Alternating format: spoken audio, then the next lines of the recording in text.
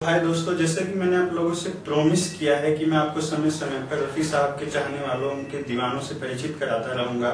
इस क्रम में मैंने पीछे भी कई लोगों से आपका परिचय कराया है। आज मेरे साथ जो शख्स खड़े हैं, जो आपको स्क्रीन पर दिखाई दे रहे होंगे इस वक्त, ये मिस्टर चोपड़ा हैं। इन्होंने संगीत के ऊपर कई किताबें लिखी हैं। संगीत का एक बहुत बड़ा संग्रह इनके पास है और रफी साहब के बारे में मैं सिर्फ इतना ही कहूंगा कि रफी साहब के बहुत बड़े चाहने वाले हैं।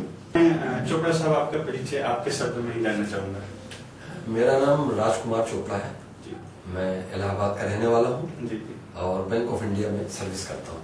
का शौक मुझे बचपन से ही है और अगर किसी भी संगीत के शौकीन आदमी को अगर संगीत में शौक रखना है तो मेरा ये दावा है कि भारतीय फिल्मी संगीत से उसको रूबरू होना पड़ेगा। और अगर भारतीय फिल्मी संगीत से वो आदमी रूबरू होता है तो मोहम्मद रफी से मुतासिर होना उसकी मजबूरी है। रफी साहब के बारे में अगर कुछ कहना हो तो वाकई बहुत सबसे कठिन चीज है। दिनों दिन बीत जाए उनके बारे में इतना कहा जा सकता है, लेकिन चंद चीजें मैं जरूर कहना चाहूंगा।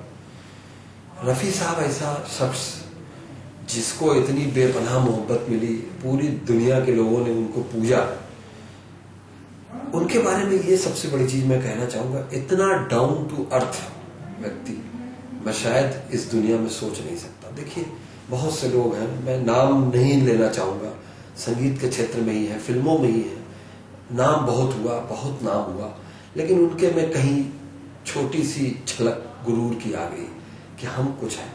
लेकिन रफी साहब को जितना मैं जानता हूँ, रफी साहब एक ऐसे व्यक्ति थे जिनके में कभी भी गुरूर नाम की कोई चीज नहीं आई।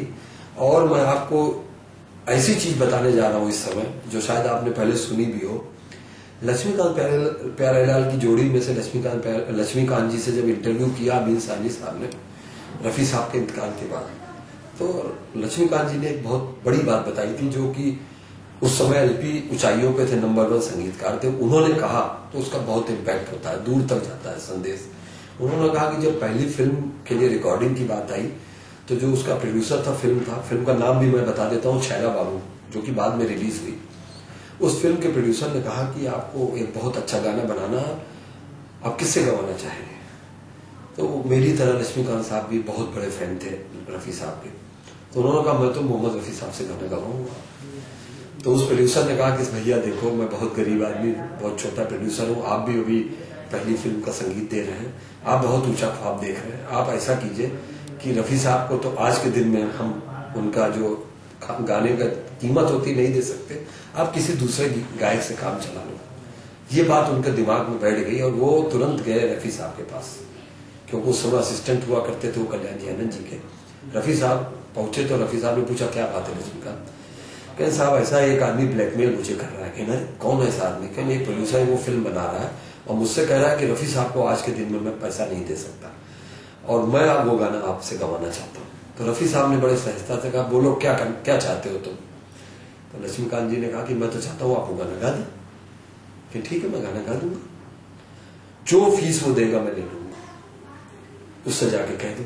और वो गाना रिकॉर्ड हुआ। वो गाना था तेरे प्यार ने मुझे गम दिया, तेरे गम की उम्र दराज हो। वो गाना जब रिकॉर्ड हो गया, रिकॉर्डिंग के बाद उस प्रोड्यूसर ने 100 रुपए दिए उस गाने की रिकॉर्डिंग के लिए रफी साहब को। और आप यकीन मानेंगे, लक्ष्मीकांत जी ने उससे बड़ी बात जो कही कि वो 100 रुपए लेने के बाद रफी साहब ने कहा कि दोनों यहाँ आओ, लक्ष्मीकांत ने पाया, और उन्होंने वो 100 रुपए हम दोनों को नजराने दे दिए और कहा कि ये बेटा तुम दोनों इसको बांट लो और दोनों इस तरह एक साथ रहना। और आज तक हम साथ हैं। इतनी बड़ी शख्सियत, सोचिए आप, इतना बड़ा आदमी, उसके में इतनी कैफियत हो, इतना उसके में संस्कार हो, ये बियॉन्ड एक्सपेक्टेशन है।